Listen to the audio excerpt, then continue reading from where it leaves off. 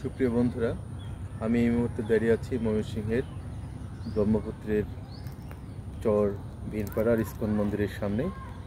আপনারা দেখতে পাচ্ছেন যে আমার পাশে একটি পাতা ঝরা উদ্ভিদ, অর্থাৎ এই বসন্তে, মূলত একটি পাতা ঝরা নয়, বসন্তে পাতা ঝরে যায়। আর আপনারা দেখতে পাচ্ছেন যে এখানে কচি পাতা গজাচ্ছে এবং কিছু কিছু পাতা অবশিষ্ট আছে, এটার নাম তমাল।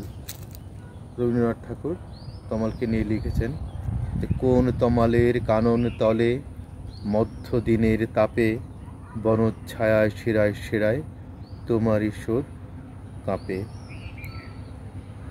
তমাল আর গাব একই জেনাসের, একই পরিবারের উদ্ভিদ।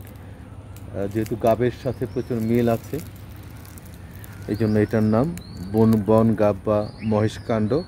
তমালের বৈজ্ঞানিক নাম ডায়োস্পাইরোস মন্টানা, সমনাম ডায়োস্পাইরোস কর্ডিফোলিয়া।